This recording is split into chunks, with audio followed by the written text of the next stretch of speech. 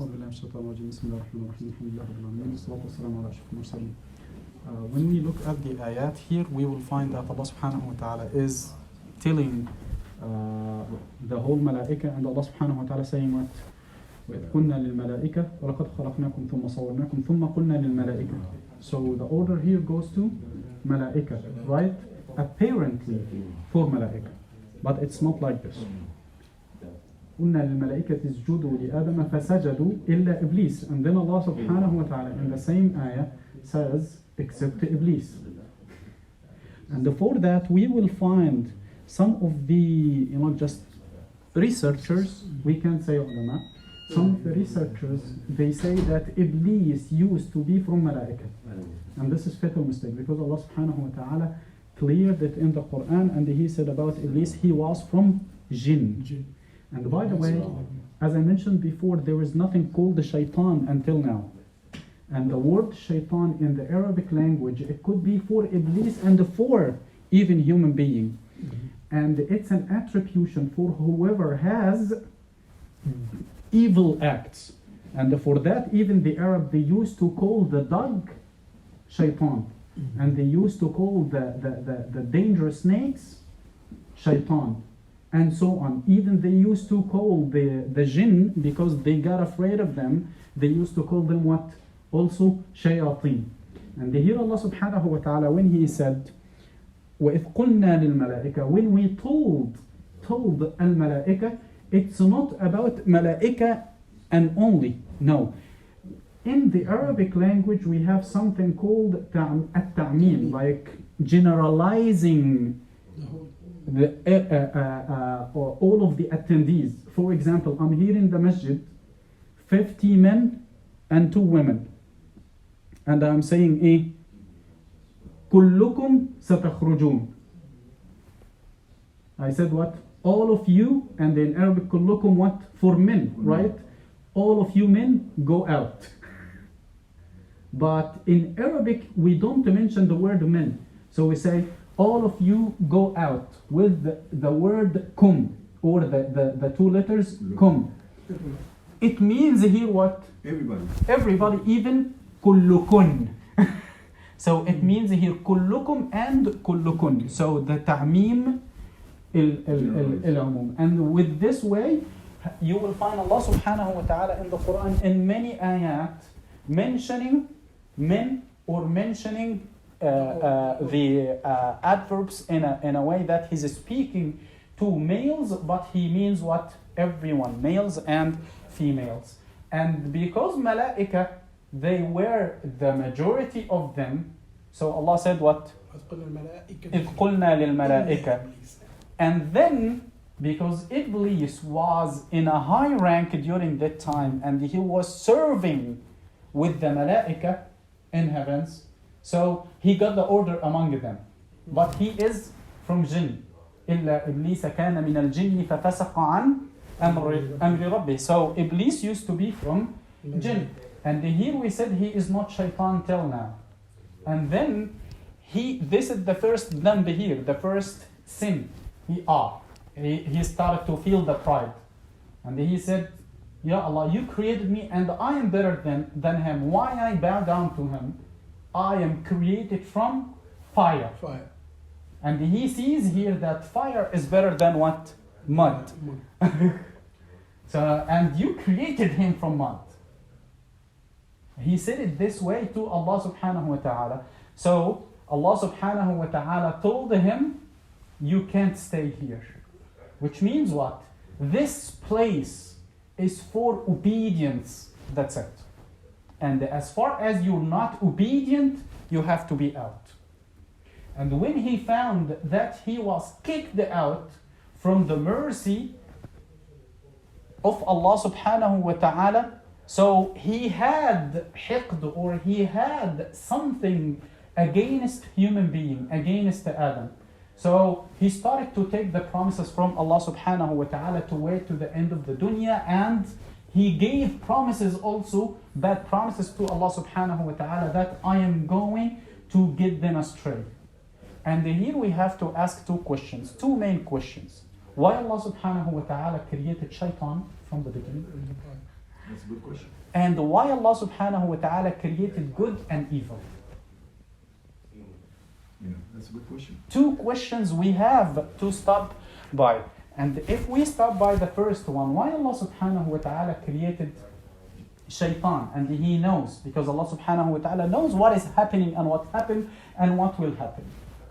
So, and He knows that He's going to do all of this, and He's going to create all of these problems with human beings.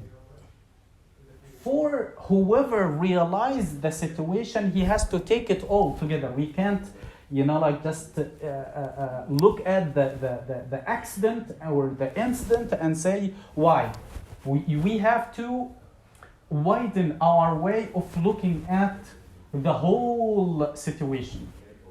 Without Shaitan, Allah subhanahu wa ta'ala will have all of us in the same rank. Right? All of what? All of us, we're going to be on the same rank. Yes. And we're going all to be worshipping Allah subhanahu wa ta'ala exactly as malaika. Okay.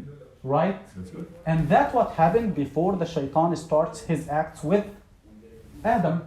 He was obedient to Allah subhanahu wa ta'ala until the situation of the tree started and the fruit of the tree started. And here we have marketing point, by the way. When he started, and we will get something from it as well. Shaitan knows everything about you.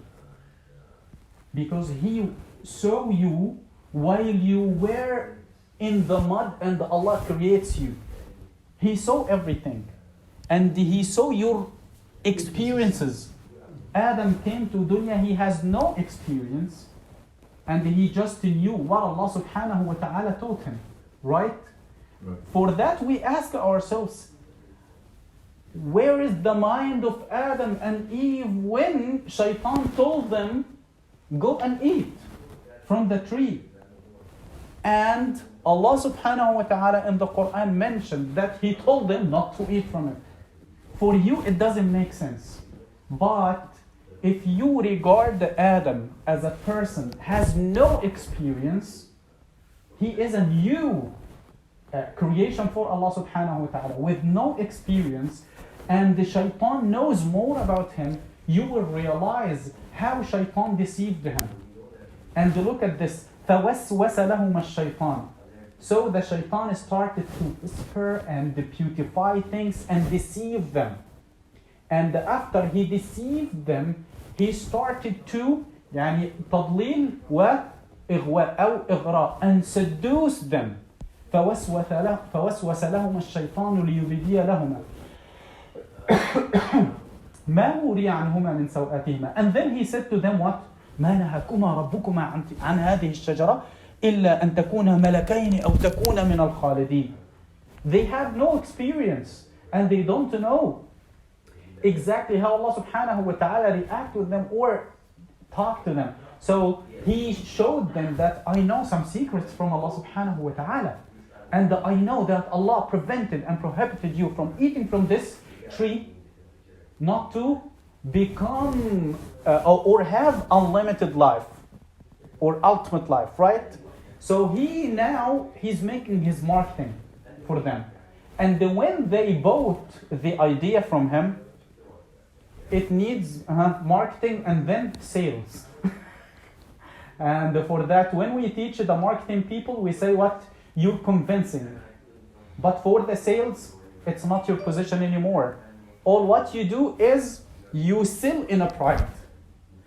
I'll do my advertisements and promotions on TV. And when you come to the store, you will tell him, I need this product. And he'll say, oh, I only have 2, 3. Are you sure you want this? Please. And this is what Shaitan did. فَدَلَّهُمَا بِغُرُورٍ. He started to guide them or misguide them, actually mislead them to the tree in a pride. Okay, I advised you. Done. And Shaitan, and here we have to go back to the same question. Shaitan knows more about you.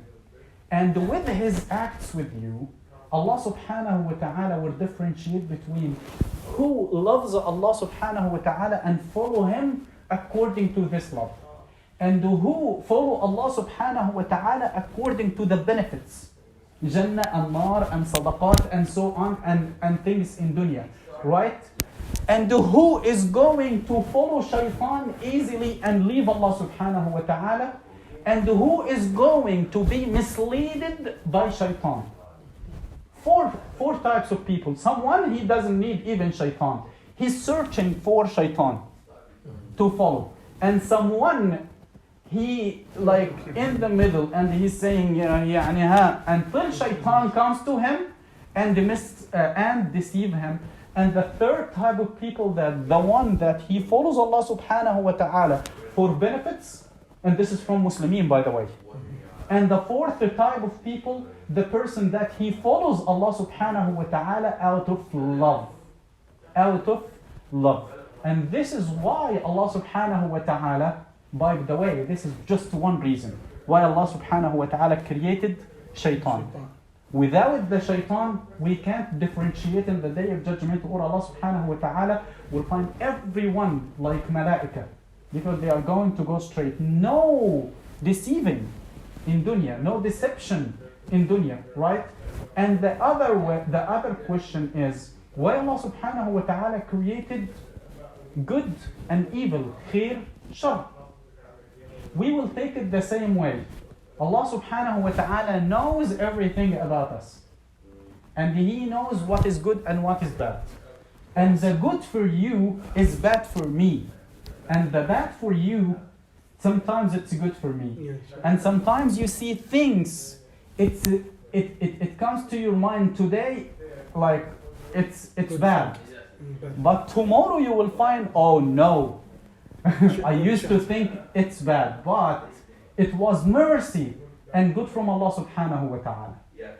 And like exactly when you see, for example, a woman hitting her like son, out of your judgmental way, you will say what?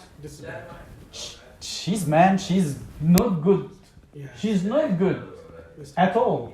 But if you know how the kid acts, and what did he do 5 minutes ago, and what did he do in the morning, and how his parents, for example, spoiled or whatever, you will realize that she is treating him in the best way. And you are the bad person because you were judgmental. Exactly with everything that Allah subhanahu wa ta'ala gives you, either good or bad, and you believe it's bad. For that we can say, why these wars? We can say, why there are some poor people and rich people? We can say, why there are tyrants and some other people, they are in prisons. Why those people killed? We can't ask these questions, because at the end, we will go back to Allah subhanahu wa ta'ala in the day of judgment, or even in dunya, and we will realize what was good, and we assumed it was bad, and what was bad, and we assumed it's good. وجزاكم الله خيرا. وفيكم بارك الله.